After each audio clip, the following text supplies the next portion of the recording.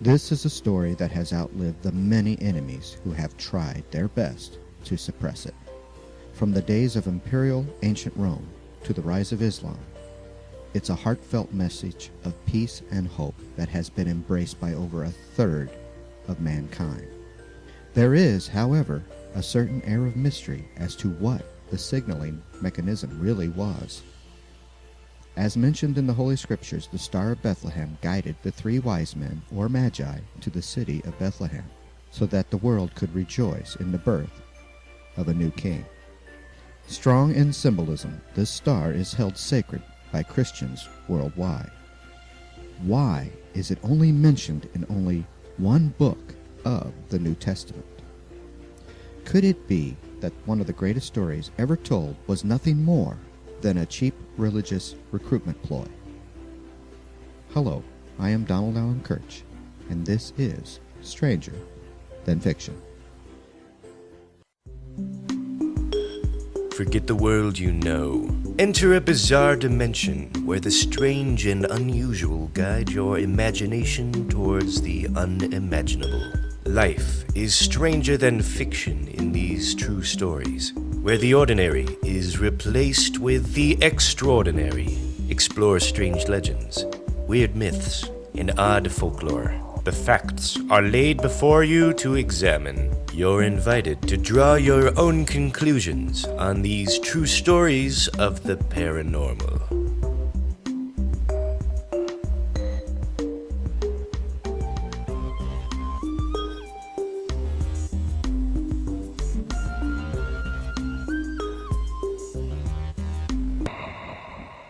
There is not a person of the Christian faith who does not know the story of the Star of Bethlehem, or as it is commonly known, the Christmas star. It was with this one miraculous astrological event that ancient prophecy was fulfilled, and the 3 wise men were informed of the birth of a new king within the house of Israel. The event also holds some reverence within other religions, but it is within the New Testament of the Christians that the story maintains the greatest magic. The story appears within the Gospel of Matthew. Within the ancient text, magi, or wise men from the east, are inspired to travel west toward the ancient house of David, ultimately taking them upon a neighborly adventure to welcome the birth of a new king. Upon entering the kingdom of Judea, they met with King Herod. They congratulate the king with honors, stating that they had all arrived to pay homage to the King of the Jews.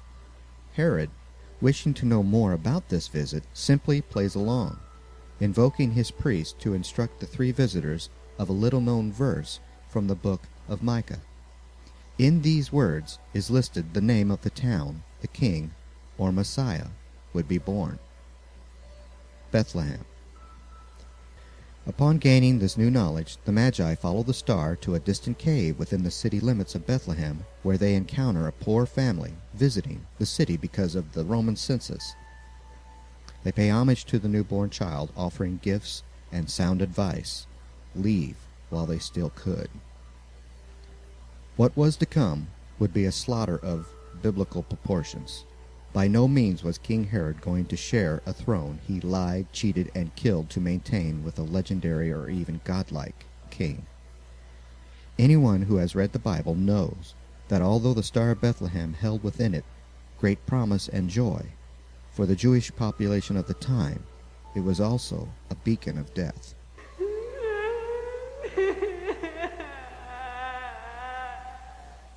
After the visit from the wise men, the kings from the east went back to their respective nations, and Joseph, Mary, and Jesus fled to Egypt. It is only within the Gospel of Matthew that the star is even mentioned. The nativity story is told once more within the Gospel of Luke, but neither the story of the star, Herod, or the wise men are shared. So one has to ask, was there even a star at all? Astronomers have been fixed upon this ancient mystery since the beginnings of Christian faith. Most attempt to link this star with a rare conjunction of Jupiter and Saturn in 7 BCE, or a comet that flashed through the sky in 5 BCE. Neither seem to hold up to the mathematics or completely solve the mysteries of the story. Other scholars state that the story of the guiding star, wise men, and the slaughter of King Herod of all the firstborn male sons up to the age of 2 were just a fiction created by the author of the Gospel of Matthew, a dramatic tool used to help create a sympathy and eagerness to join a new faith. Even stranger, the visit of the wise men hints that they arrived several months after the birth of Jesus and not at the celebrated moment of his arrival in a damp cave or manger. In Western Christian faith, the holy event is celebrated on January 6th. For the first 3 centuries of the Christian faith, most celebrated this day as Christmas. Some still do. As stated before, the best source to investigate this ancient mystery still comes from the Gospel of Matthew. In Matthew, 3 magi, traditionally translated as wise men, but modern scholars still believe that astronomers or astrologers to be a more accurate term, visited King Herod and informed the king of a new star proclaiming the birth of the King of the Jews. For unto you is born this day in the city of David a Savior, which is Christ the Lord. And this shall be a sign to you. You shall find the babe wrapped in swaddling clothes, lying in a manger. Luke 2:11. Herod was indeed troubled. The ancient scriptures did tell of the coming of a great king or Messiah who would unite the tribes of Israel once more, creating a kingdom upon the earth like no other. He demanded answers from his priest, and under penalty of death he got it. The city of Bethlehem, as mentioned by the prophet Micah. Herod quite cleverly passed this information on to the wise men, but with strings attached.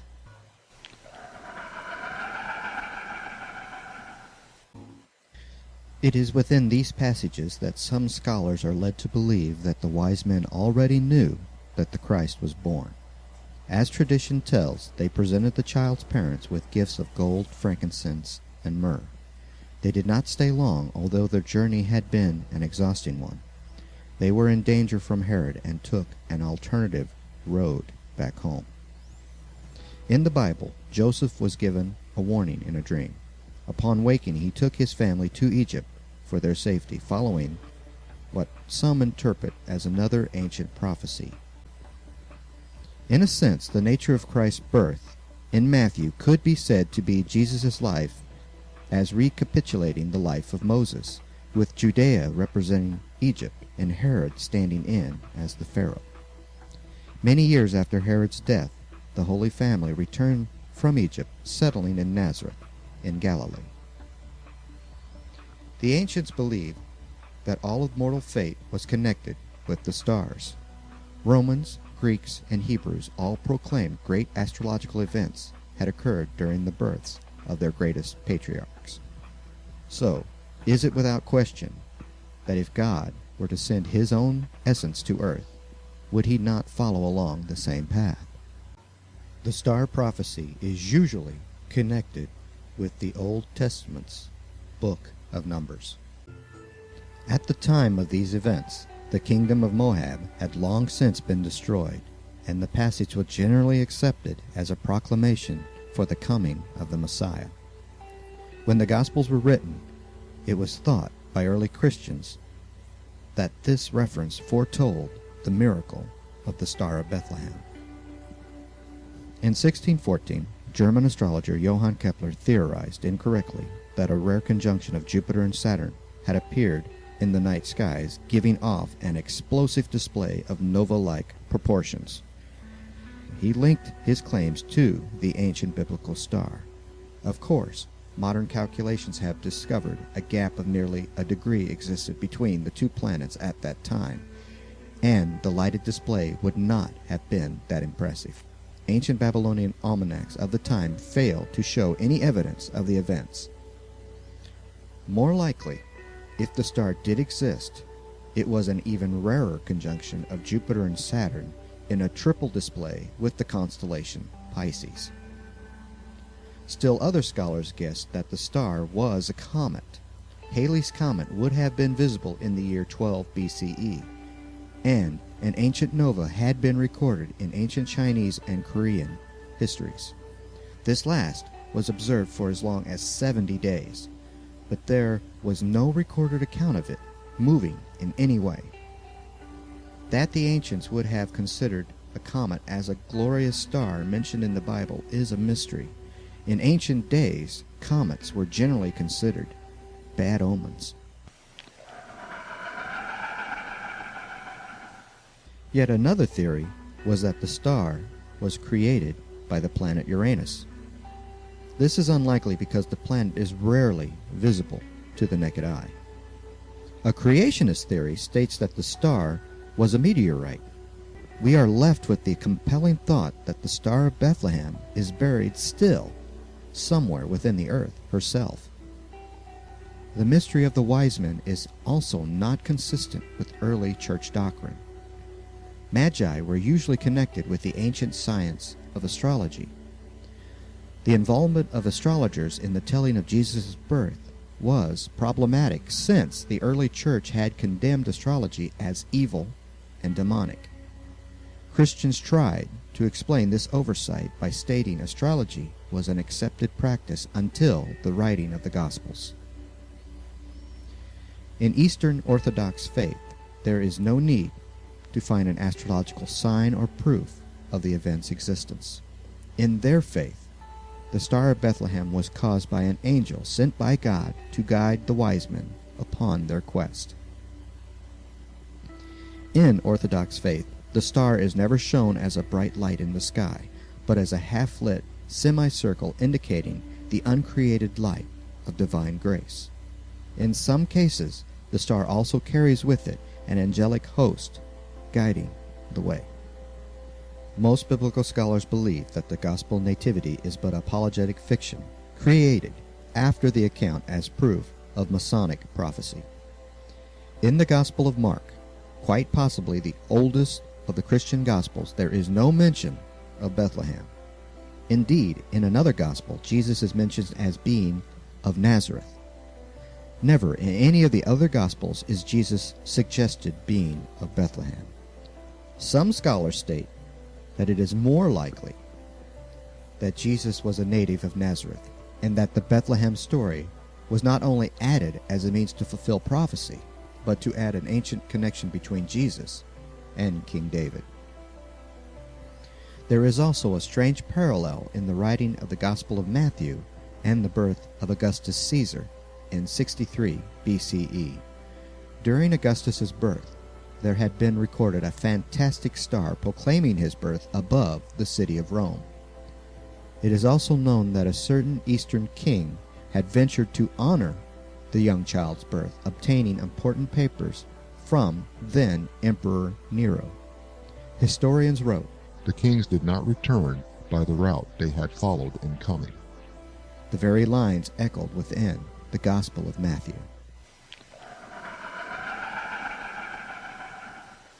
Another curious part of the puzzle is, when was Jesus born? Both Matthew and Luke write that Jesus was born when Herod was king.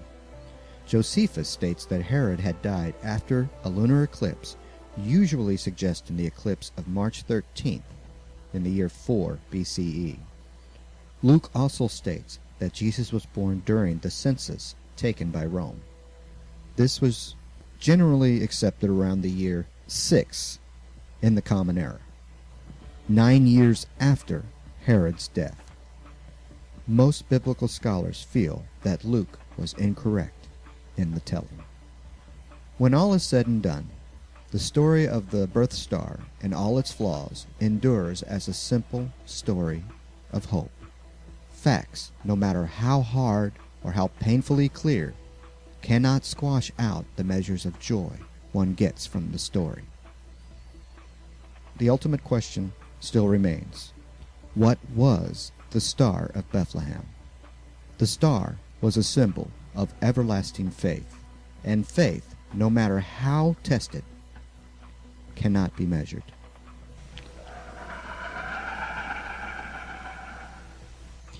This brings to an end another episode of The Strange and the Bizarre. If you are interested in reading some of my own personal works, please go to my website at donaldallenkirch.com. It would be an honor to entertain you. So, for Stranger Than Fiction, this is Donald Allen Kirch wishing you unpleasant dreams. A king is about to be born. A king who will free us from the evils of this world. Good night.